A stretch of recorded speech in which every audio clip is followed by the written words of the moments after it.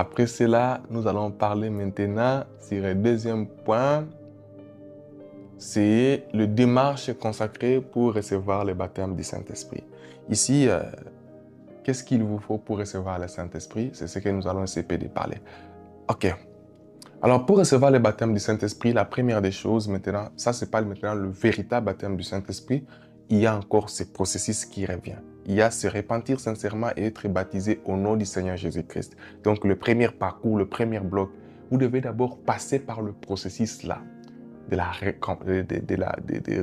repentance, de la confession, donc de la nouvelle naissance. Deuxième des choses, c'est savoir que le Saint-Esprit existe et qu'il a été promis. Donc, après que vous avez passé sur la nouvelle naissance, le baptême du Saint-Esprit, et que vous croyez que le Saint-Esprit existe et qu'il a été promis pour vous.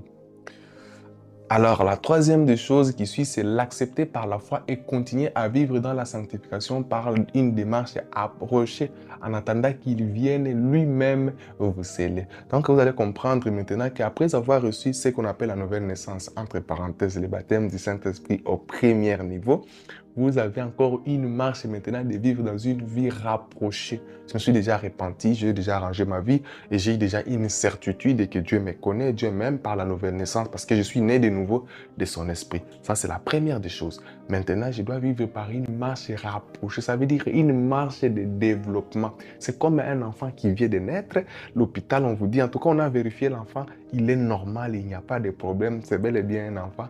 Nous pouvons maintenant le donner à ses parents.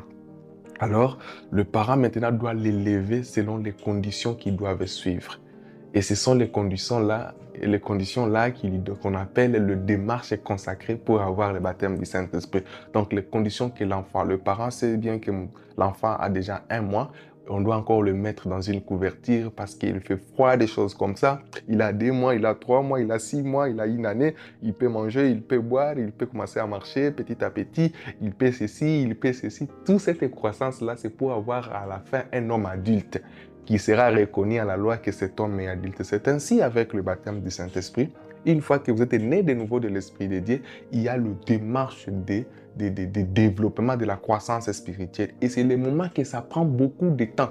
Vous verrez un homme venir encore vous dire, mon frère, je n'ai pas encore reçu le Saint-Esprit. Ne se moquez pas de lui, même s'il a 30 ans dans les messages ou il a 20 ans dans la parole. Non, il peut avoir raison.